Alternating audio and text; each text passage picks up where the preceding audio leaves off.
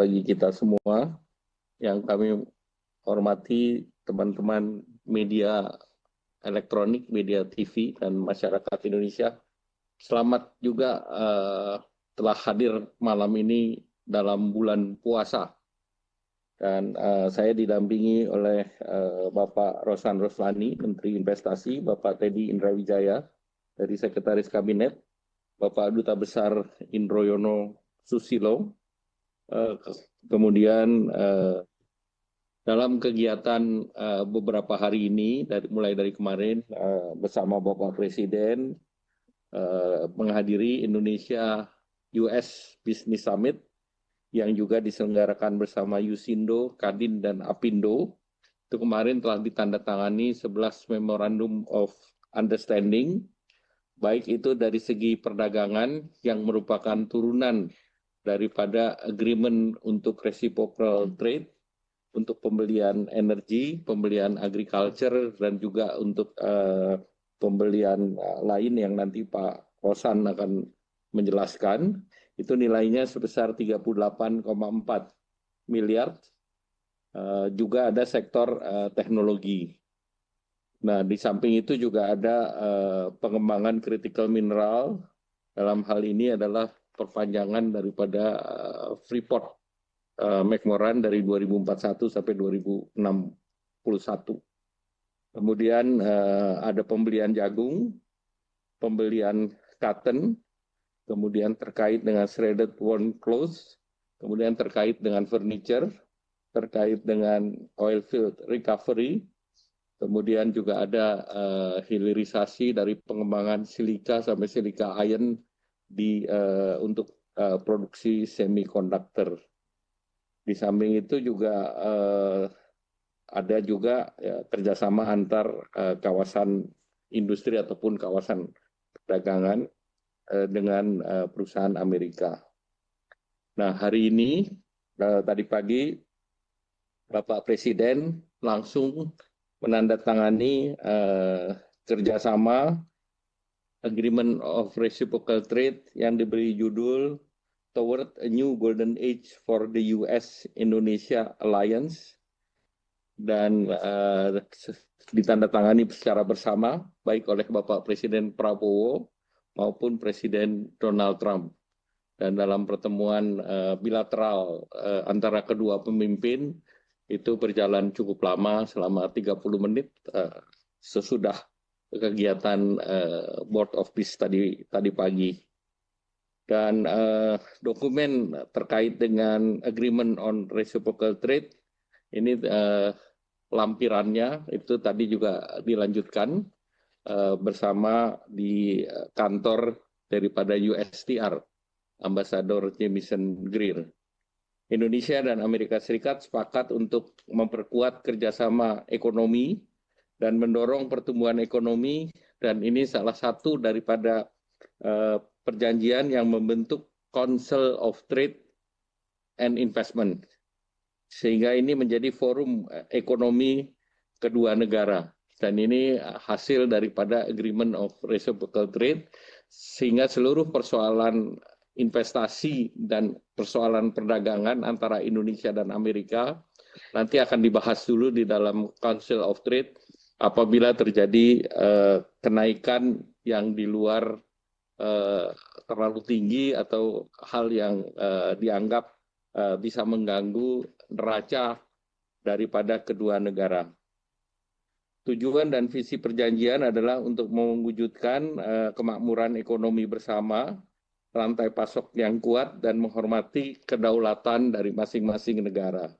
Jadi saya garis bawahi, menghormati kedaulatan dari masing-masing negara itu menjadi bagian daripada perjanjian yang ditandatangani.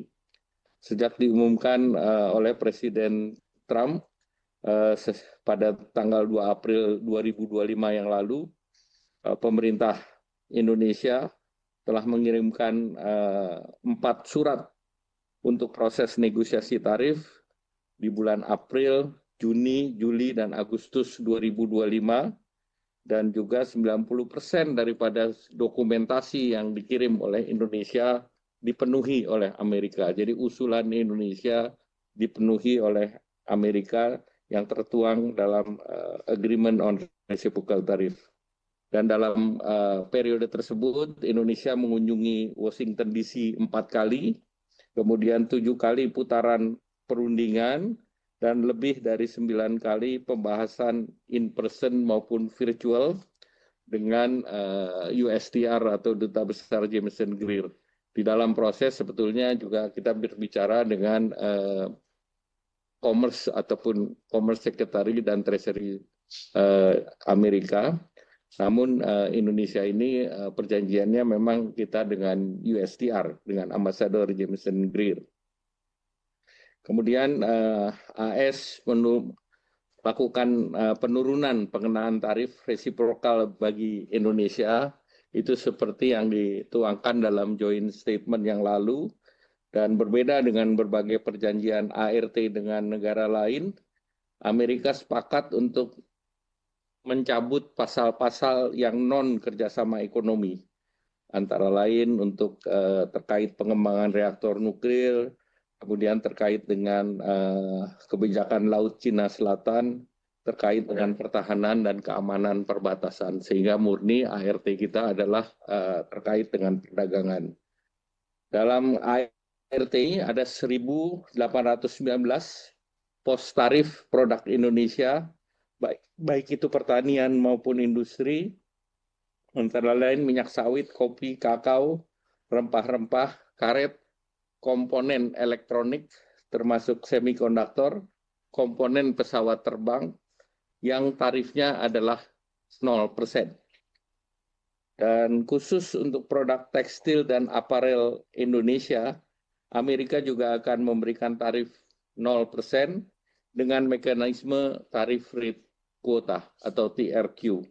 Dan tentunya ini memberikan manfaat bagi 4 juta pekerja di sektor ini, dan kalau kita hitung dengan keluarga, ini sangat berpengaruh terhadap 20 juta masyarakat Indonesia. Indonesia juga komitmen untuk memberikan fasilitas untuk produk Amerika dengan tarif 0, karena utamanya Indonesia mengimpor produk pertanian, wheat, kemudian juga soybean, sehingga masyarakat Indonesia membayar 0% untuk barang yang diproduksi dari soybean ataupun wheat, dalam hal ini noodle ataupun dalam bentuk tahu dan tempe. Jadi masyarakat kita tidak dikenakan beban tambahan biaya untuk bahan baku yang kita import dari Amerika Serikat. Kemudian dia sesuai dengan posisi di dalam forum WTO, kedua belah negara sepakat untuk tidak mengenakan bea masuk transaksi ekonomi elektronik, dan ini juga kita berikan kepada Eropa, jadi bukan Amerika saja. Dan ini yang mendorong nanti untuk adanya moratorium dalam forum ministerial conference di WTO. Indonesia juga mendorong transfer data lintas batas terbatas sesuai dengan undang-undang yang berlaku di Indonesia, dan juga merecognize bahwa Amerika pun akan memberikan perlindungan kepada data konsumen setara dengan perlindungan data konsumen yang diberlakukan di Indonesia. Indonesia juga akan menerapkan strategic trade management, terutama untuk perdagangan, agar perdagangan aman dan tidak digunakan untuk fungsi-fungsi di luar fungsi yang diperlukan untuk perdamaian. Kemudian juga Indonesia akan memberikan kemudahan untuk perizinan import dan juga standarisasi barang, baik itu industri maupun pertanian asal Amerika. Nah, Indonesia juga komitmen untuk mengurangi hambatan tarif dan non-tarif, dan juga memberikan kepastian, terutama di sektor ICT, kesehatan, dan farmasi. Perjanjian ini bahkan berlaku 90 hari setelah proses hukum diselesaikan kedua belah pihak, baik itu di Indonesia dengan konsultasi dengan DPR, maupun di Amerika dengan proses internalnya. Dan juga di dalam perjanjian ini juga diatur bahwa kedua belah pihak dapat mengubah perjanjian dengan kesepakatan kedua belah pihak secara tertulis, dan juga ada ruang untuk perbedaan tarif. Apakah itu lebih rendah dengan tadi dibahas di dalam Council of Board yang akan dibentuk. Dan selanjutnya tentu kami dari pemerintah akan segera menyampaikan kepada DPR RI terkait dengan undang-undang ini, dan juga dalam perjanjian ini tujuannya juga untuk mencapai Indonesia Emas, sehingga perjanjian ini juga disebut sebagai New Golden Age bagi Indonesia maupun Amerika Serikat itu sendiri. Selanjutnya kami mohon Pak Menteri Investasi untuk menambahkan. Terima kasih Pak Menko. Pada teman-teman media yang terhormat, ya memang pada kesempatan ini dari kesepakatan antara agreement reciprocal tarif ini ada beberapa kegiatan yang memang menyangkut di Kementerian Investasi maupun di Danantara, karena ada beberapa kesepakatan, di antaranya adalah rencana pembelian 50 pesawat oleh Boeing yang nantinya kita akan bicarakan dengan Boeing, walaupun sebenarnya sudah ada pembicaraan awal dengan pihak Boeing, dan ini akan kita lanjutkan.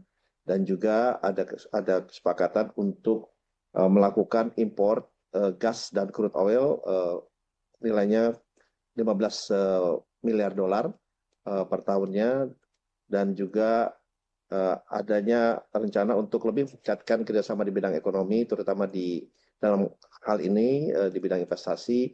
Dan kita juga sudah memulai pembicaraan adanya beberapa kemungkinan investasi on the pipeline yang menyangkut di beberapa bidang, baik itu di bidang oil and gas maupun di bidang-bidang lainnya. Nah, mungkin itu yang menyangkut dua hal yang memang implementasinya berada di dalam Danantara, ruang lingkup Danantara sebetulnya. Mungkin itu dua hal itu Pak Menko ya. Terima kasih. Yang sudah terjawab. Terima kasih. Dari Pak Dubes, ada ingin ditambahkan, silakan. Terima kasih Bapak Menko, Bapak sekalian dari media. Tentunya tugas dari perwakilan Indonesia di Amerika Serikat adalah mengimplementasikan agreement on trade, reciprocal trade ini yang sudah ditandatangani tadi pagi. Jadi implementasi ini tadi kami garis bawahi saja. Perwakilan kita misalnya KBRI di Washington DC sebagai pusatnya. Kemudian untuk tadi pengembangan pertambangan misalnya dengan Freeport itu Arizona, maka akan digalang dari Konsul Jenderal RI kita di Los Angeles. Bersama berkaitan dengan teknologi digital, itu ada Silicon Valley, antara lain itu di Washington State, di Seattle, akan dikelola dari Konsul Jenderal RI kita di San Francisco. Sedangkan kaitannya dengan tadi bahan pangan seperti kedelai dan juga gandum di wilayah daerah Midwest Amerika Serikat, itu akan dikoordinasikan di bawah Konsul Jenderal RI kita di Chicago. Untuk kegiatan oil and gas, tadi tentunya ini ada tugas dari Konsulat Jenderal kita di Houston. Sedangkan untuk Konsul Jenderal kita di New York, itu nanti akan bertugas untuk menggalang kegiatan perdagangan, juga keuangan, serta investasi. Saya kira itulah hal-hal kesiapan dari perwakilan RI kita di Amerika Serikat untuk mengimplementasikan agreement yang sudah ditandatangani tadi pagi. Terima kasih Pak Menko. Ya.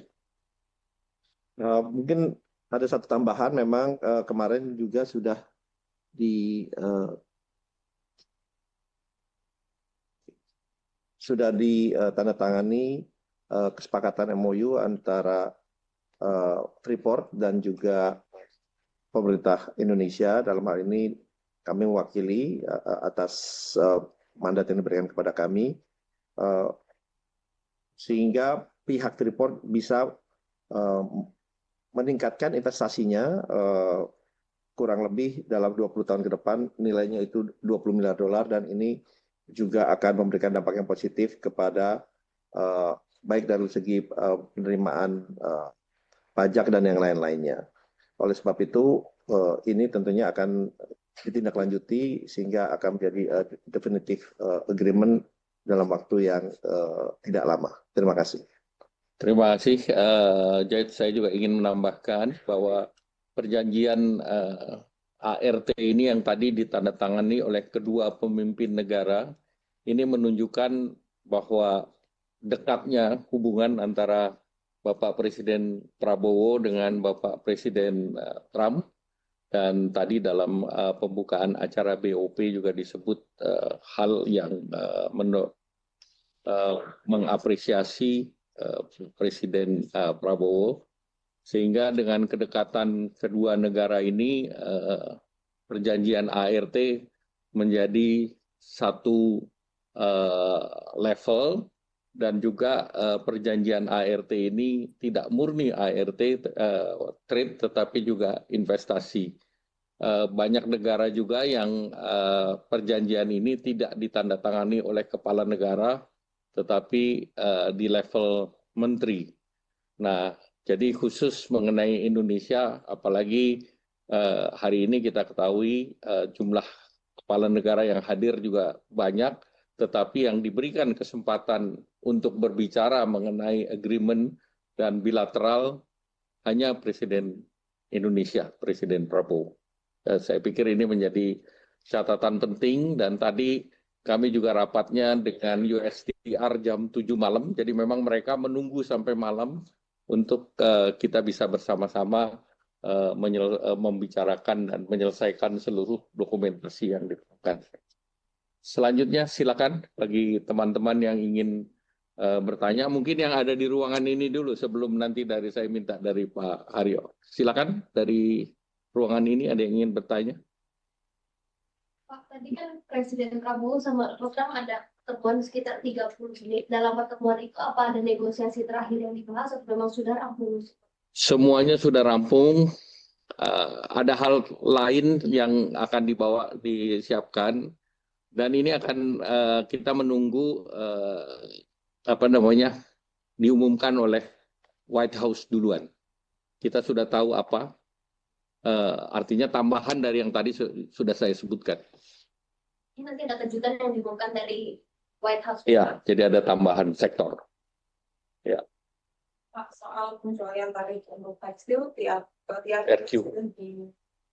dibahaskan atau masih? Sudah di dalam dokumen sudah ada, tinggal nanti volumenya itu nanti secara teknis. Tetapi di dalam MOU kemarin sudah ada pembelian cotton yang juga nanti akan memberikan ekspor. Dan selama ini ekspornya sekitar 4 miliar US dollar. Saran tarif yang sudah disepakati gitu ya Pak?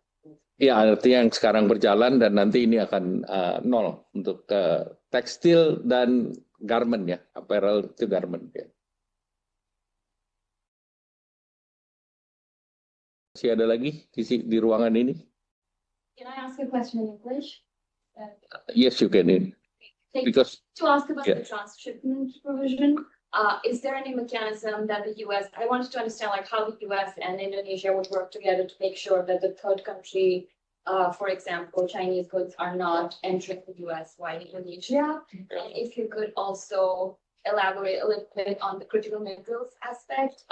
This is very clear that. Where are you coming from? South China Morning Post. Sorry. South China Morning Post. Hong Kong. Yes, sir. Okay. And just wanted to ask, like, there's a project Vault that US is investing in, and if Indonesia is also like, how would you invest in Indonesian projects that are US Indonesian projects in critical minerals, where you have to keep it completely Chinese capital free? How are you trying to ensure that China is? Yeah, first of all, the ART is agreement between Indonesia and USA. So it's not involving third country. And the second, Indonesia is an archipelago with 17,000 islands, and we don't use a transshipment as our business. Our business is creating investment to create jobs.